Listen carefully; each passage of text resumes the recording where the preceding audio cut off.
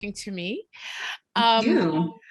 I'm very curious if you were a sci-fi fan growing up, and were you a fan of the original series that came out before 4400?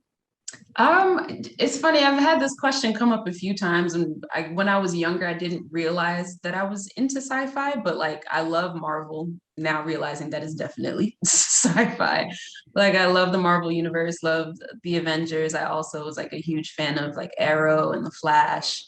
But in terms of like the older stuff, the stuff that like comic book lovers like geek over, I'm not a huge sci-fi head in that way. Um, and I wasn't familiar with the series prior to auditioning for it. I didn't actually start watching it until after I booked the role, just so I could understand the premise of the show and also like see, who the new characters are sort of inspired by. Yeah, absolutely.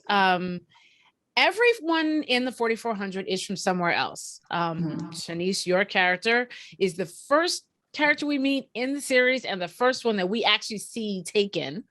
Mhm. What time period is she from? What is she leaving behind? She is from 2005. She's actually from Detroit.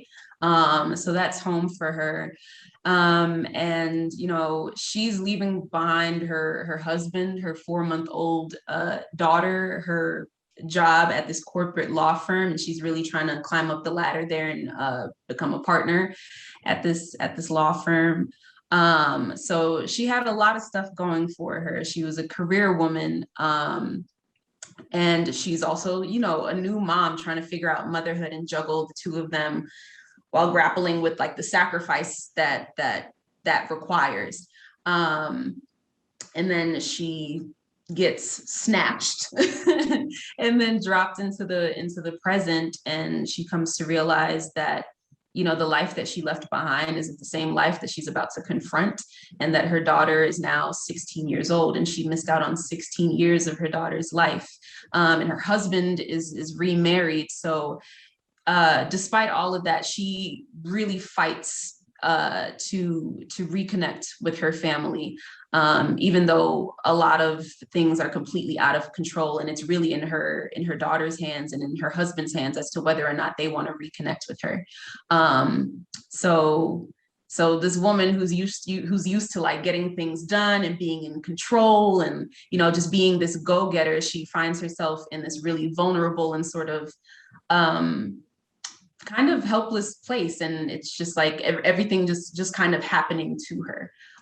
So we see her try to navigate that throughout the series. It's really refreshing to see a Black woman character with such agency on a show, especially a science fiction show.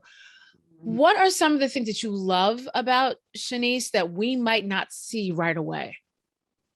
That you may not see right away. I mean, it's very obvious that she's bold. It's very obvious that she's bold. It's her first day back to work, and homegirl is wearing a bright red suit to this law firm where her boss doesn't even like her that like that. Mm-hmm. um, Mm-hmm. but I think there's also a very vulnerable side to her. I think um, she loves her community. She's all about empowering, herself. She's a lawyer. She knows her rights. She knows, when somebody is crossing the line, crossing the boundaries, whatever. She knows how to speak up for herself. Um, and I think she has a strong desire to empower the people around her in her community by organizing protests, helping other people to uplift their voices, being an advocate for the 4400 and making sure that the individuals who are, being detained alongside her know their rights and have someone fighting for them, and know their worth. Um, and there's also this really vulnerable side to her when it comes to her daughter. She struggles with motherhood initially. She goes through postpartum depression, and for the first few months of her daughter's life, the whole time she's contemplating whether it was a mistake to take on this responsibility, knowing that she's trying to make to be partner in a few years. And she realizes that, or she thinks at the time that she maybe can't have both. you can't be a career woman and you can't be a mom at the same time. And she really struggles with that. So fast forward to 16 years, and there's a lot of shame and guilt that she feels now seeing her 16-year-old daughter, who she's had no part in raising, nurturing, has had no influence on really, besides just her DNA. And I think that it kills her. It kills her to see it, and it kills her to feel it. So, but then again, she's a fighter. So she's going to fight to try to reconnect with her daughter. And speaking of family, the cast really felt like a family when I saw y'all in the junket. So I'm curious, was it like a family on set? And who else's story do you love watching on the show? Who else's journey do you love watching on the show? We're definitely like a family, and we all clicked pretty quickly. I think like we hadn't met each other prior to, starting filming. I remember we had like a Zoom table read, and that was our first time that actually seeing everybody's face like in these little boxes. I was like, oh, okay, this is the cast. Cool. And then we all went out to dinner, and it was a great time. And we all went to the beach together. We built a fire together. So yeah, it is very much, it feels like a family, and it's really special because all of us are most of us are fairly new to the TV and film industry. For a lot of us, this is either our first project or our first TV show or our first big TV show having a big part in it. So it's really awesome for us to all sort of be on a similar playing field and be able to go on this journey and experience this incredible thing and like make this incredible art together. Was there another character on the show who has just got a really amazing journey that you've been watching besides yourself? I think LaDonna's character, she evolves really beautifully and gracefully, and she sort of steps into her power. Throughout the series. So that's like, I'm trying not to spoil nothing. I know. But I think, yeah, LaDonna, the way that she sort of steps into herself is really beautiful. And also Claudette is another badass character. So I can't wait for people to see her unfold. Yeah, absolutely. And you did mention powers, so I will bring this up. Everybody knows that some people come back with powers. I will not ask you who gets what power, things like that. I'm not going to get you into trouble. But I do want to overall ask, because some people who were not familiar with the previous 4400 are like, oh, it's another superhero show. Would you describe this as a superhero show? I wouldn't say it's a superhero show at all.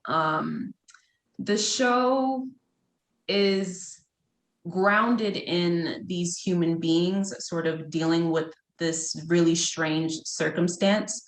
The powers happen to some of us, but it's not like suddenly we're all superheroes and we're all fighting the good fight and all of that.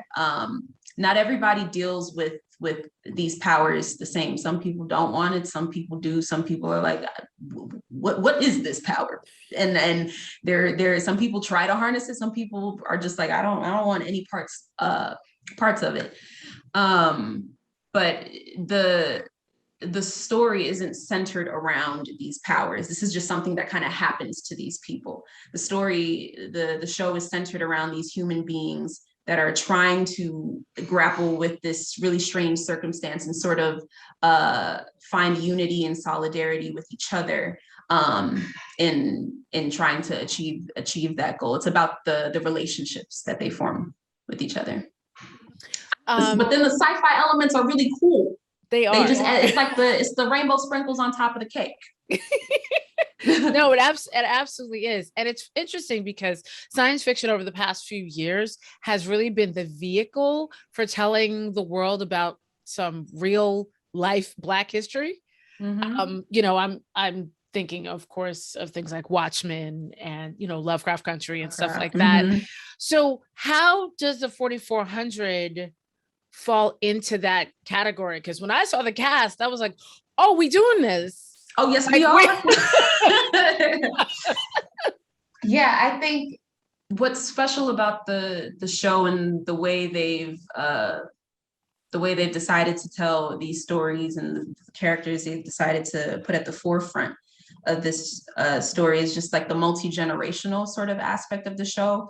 The audience is going to be able to get to time travel with each of these characters and understand where it is that they're coming from, the 1920s, 30s, 50s, 2005, 2015.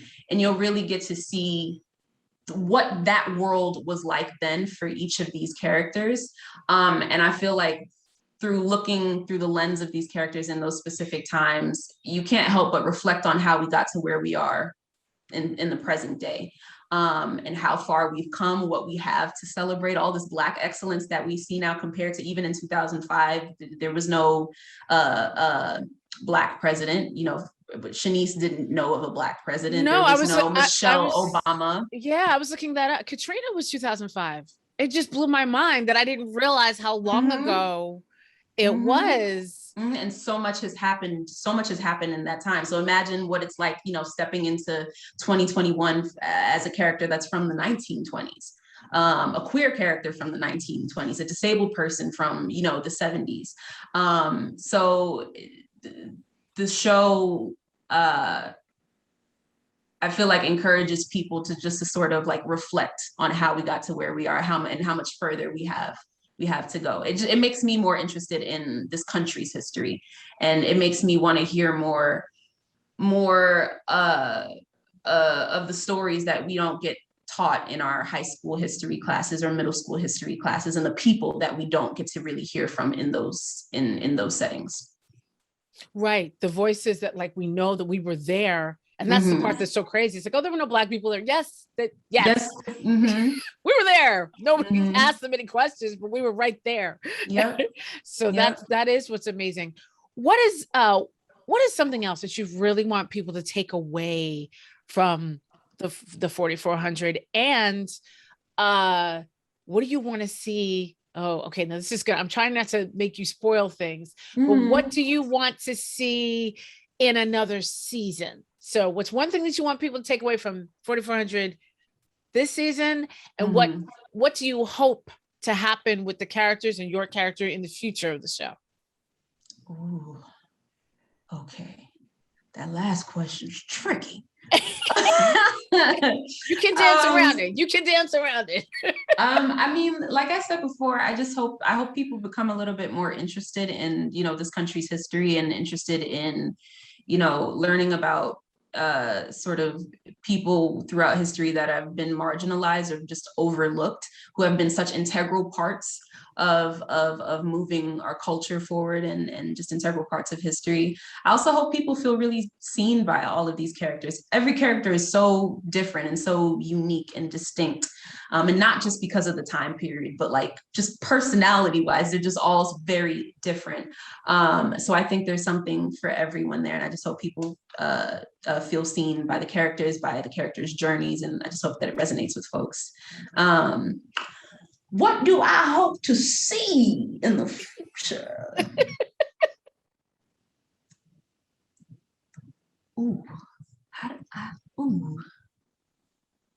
ooh. What do I hope to see? Oh gosh, I know what I hope to see, but that's spoiling it. Oh,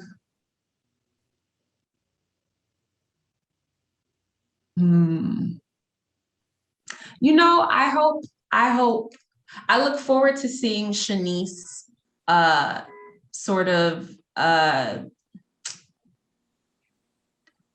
dive back into like her professional space as a lawyer. She was working at the law firm, but I hope that the 4400 are released from government detainment.